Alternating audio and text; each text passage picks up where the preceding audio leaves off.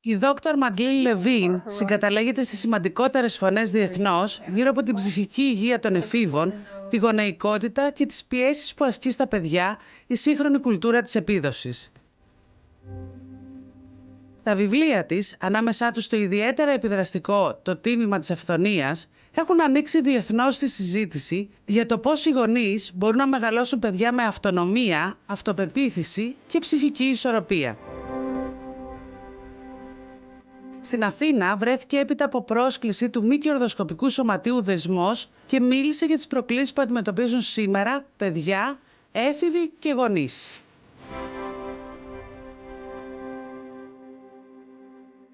So, Dr. Levine, thank you very much for being with the National Television of Greece. My pleasure. You've spent some years working with children. When was the moment that you first realized that privilege does not necessarily protect children emotionally? So I lived in Marin County in California. It's affluent but not wealthy. And I was seeing kids over and over again who should have done well. The family was educated, had resources, financially comfortable, and they weren't doing well. And I wrote my first book, The Price of Privilege, when a young lady from what we would call a good family came in, and on her arm she had incised the word empty. So it felt, this is 20 some odd years ago, it felt like, what? Kids who should be doing well and are privileged weren't. And that was that book, that was the beginning of understanding that there was a group of kids at risk who had never been thought of as being at risk, kids from financially stable backgrounds. Is there a common denominator concerning those kids? There was a tendency that something was going on in their families?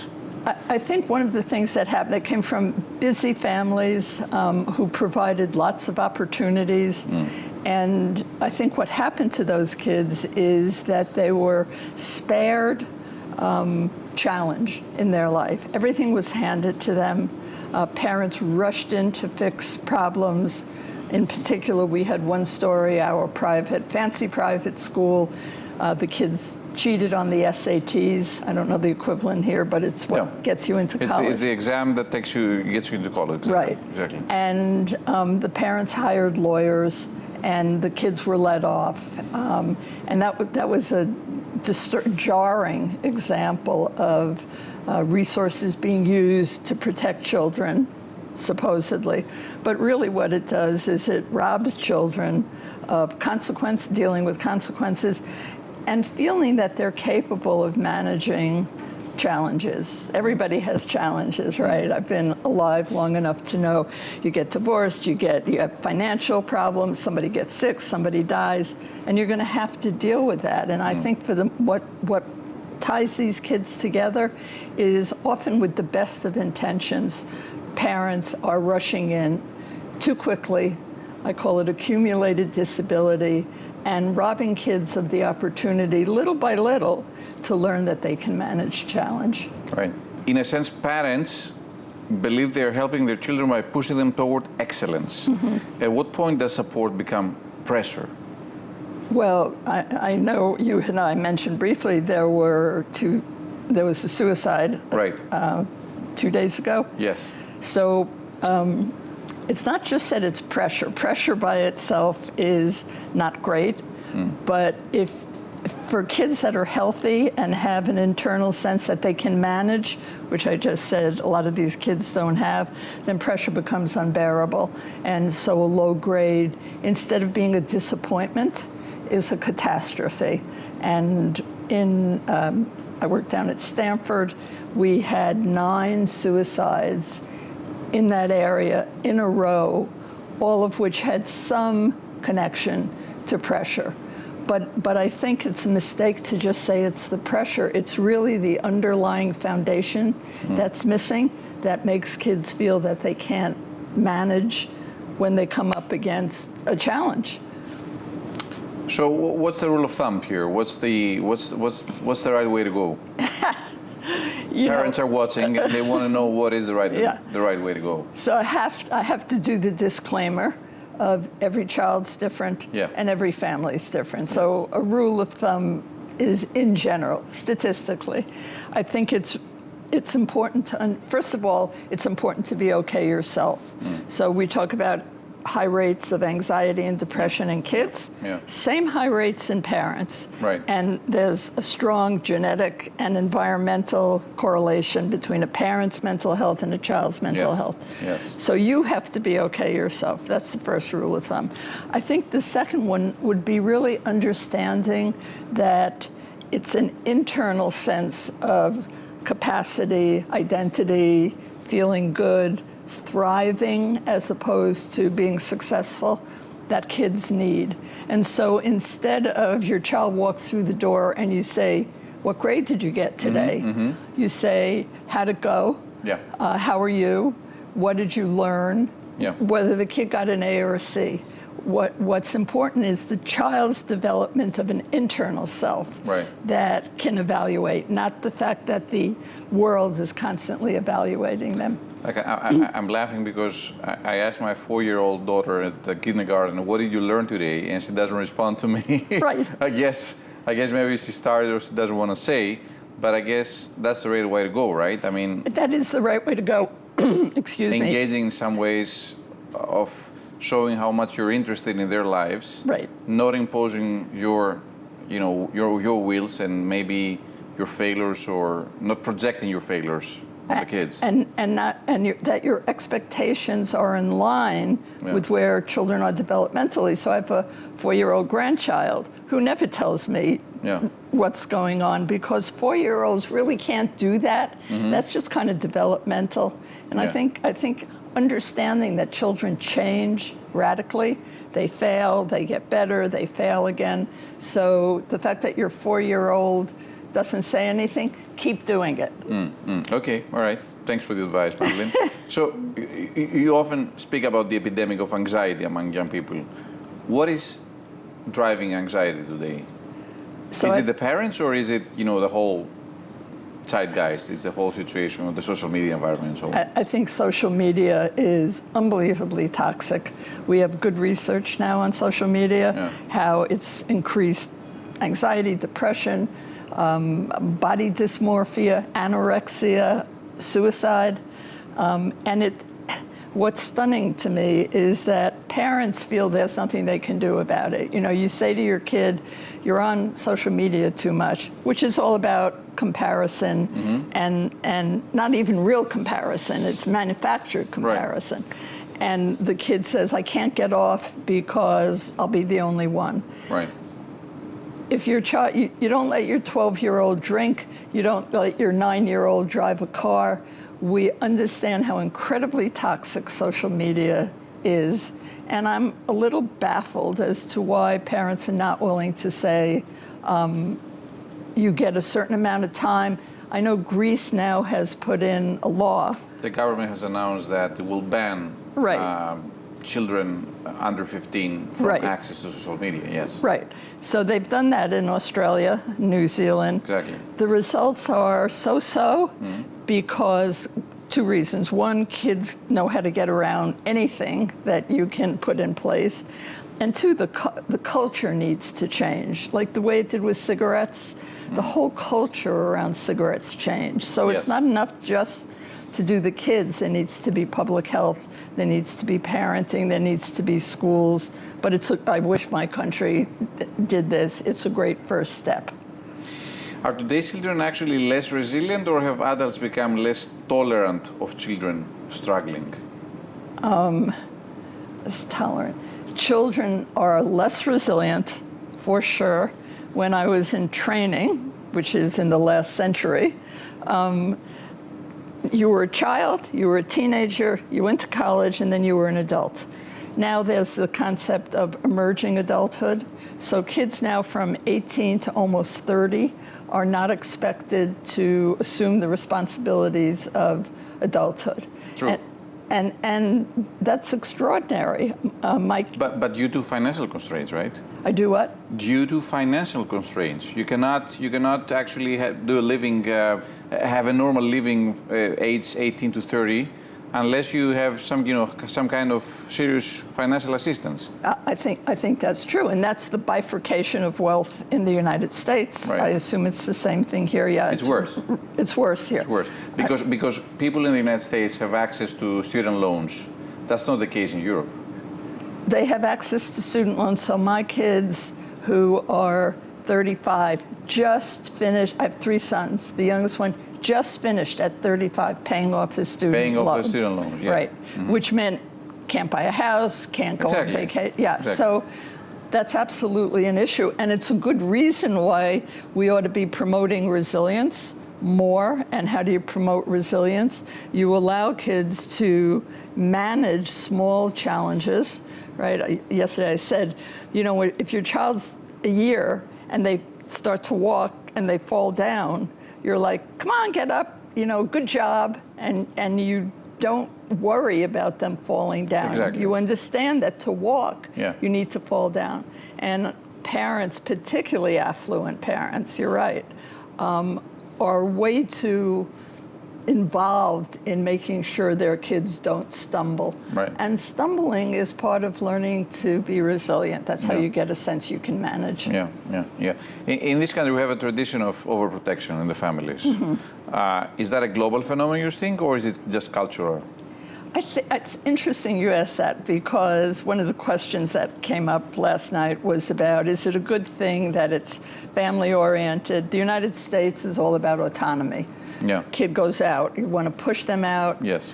Family has a big business. The kid does not come right in. Right. They are expected to go out and do something. So there's great value on autonomy. At the end, I was asked, what do I consider success for my 3 children?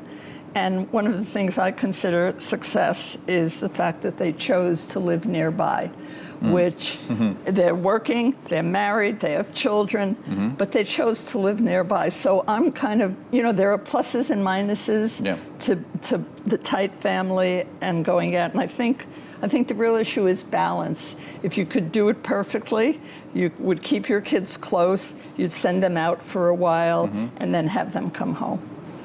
So if you were to kind of change one global parenting trend today, what would it be? That's a great question. I think it's different for people with a lot of resources. For people with high resources, I would say to allow kids to stumble, to make mistakes, to not be so worried. It's like communicating anxiety. Are you okay? Kid falls off the bike. Are you okay? Are you okay? Yeah, the kid's okay. Kids fall off bikes. Right. So for high resource people, let your kid stumble or fall without getting worked up about it. Stay calm.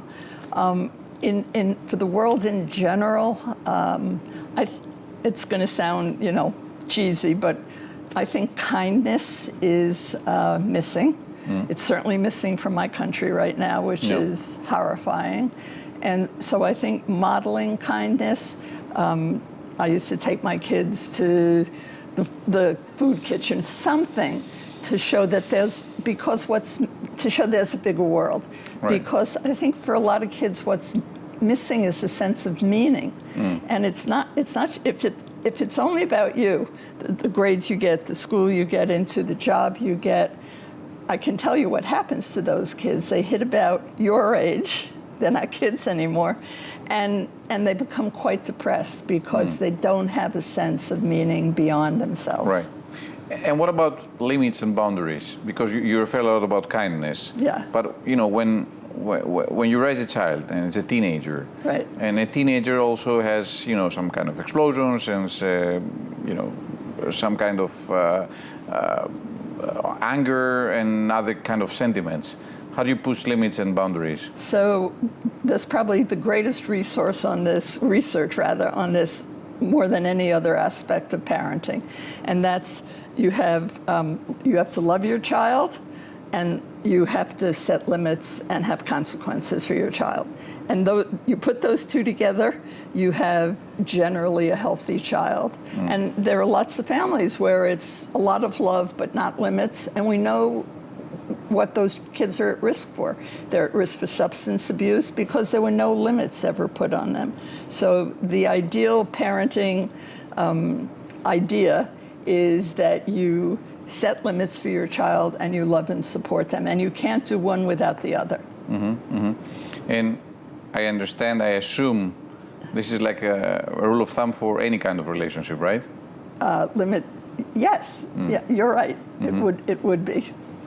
If a 50-year-old child, teenager, is actually watching us tonight and feels anxious, pressure, not good enough, what would you say to them? Feels anxious, they are good enough. If kids and parents have a really good take on whether this is sort of adolescent angst or a problem. So you look at whether or not your kid has friends, you look at whether or not the teacher is concerned, you look at whether or not there's engagement and connection. If those things are in place, and talking to a teenager, and you're upset, you probably don't need a psychologist or a psychiatrist. If you feel like totally not good, life is meaningless, loss of hope is what we look for, then you need to talk to somebody. And it doesn't have to be a psychologist. It can be a friend, it can be a teacher, it can be a coach. But if you have no sense of meaning, that's a real heads up for you need to do some work, you're at risk. Madeline, do you sense that people were happier some 30 or 40 years ago than today? 30 or 40 years ago. In the 80s or the 90s? Well, that's when I was bringing up my kids. Life was, now that you asked that question, it's a great question. Life was simpler. Yes. I mean, we had some lousy things going on. You know, no period of history we romanticize history. Yes. Is ever, but it was simpler. And I can't speak to Greece because I don't live here and I don't have children here. In the United States, the amount of but we get the influences from the U.S. Yeah, always. the amount of rancor, the amount of rage, the amount of insult, the amount of just ugliness did not exist 30 years ago. And it's destroying the fabric of it. But the real essence of my question here is technology really facilitating and helping our lives, or is it bringing it in a more stressful situation that we cannot really become resilient and tolerate our lives? So I think technology, the bones of technology is way ahead of our knowledge about how to use technology. So I had been asked about AI. We don't know anything about AI, nor do the people who are doing it right now. We're gonna lose jobs, but there's something very scary about AI, which is the way not the knowledge it gives me. I use AI, I like the knowledge, but then it starts talking to me about how smart I am and how good I am and how talented I am. And that becomes extremely seductive. So I work at an agency where 2 women have left their marriages for their chatbots.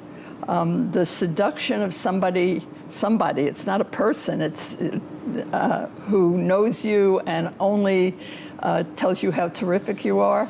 We haven't learned, we don't know how to deal with that. And when I first started doing this research, and I went down to Google and spoke to the man who was the head of platforms, basically. And I was very upset. I had a bunch of kids cutting. Cutting became common. And I said to him, you know, I use Google all the time for my research, but it teaches kids literally how to cut them, literally. Right.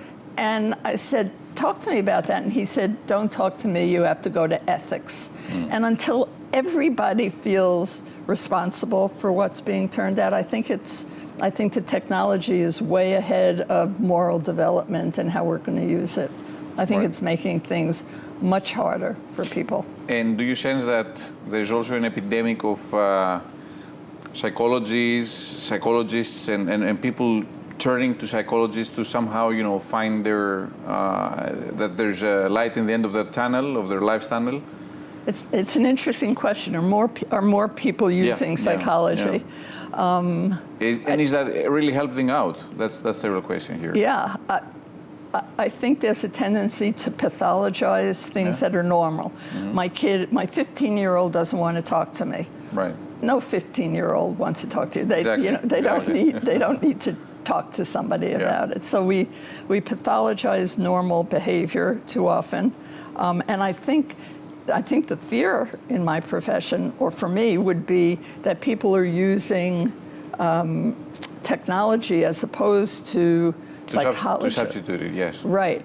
Some of that is helpful because the need for people to be available for psychological problems way outstrips the number of people who are trained. So the idea of developing, and there are certain areas where you can develop well, and there are certain areas where you really can't. So hopefully that continues. Also, it's expensive to see a psychologist. Absolutely. So again, that bifurcation of wealth means some people have access to the best of what mental health offers, and some have none. Madeline, thank you very much for being with us tonight. Pleasure. Thank you so much. Thank you.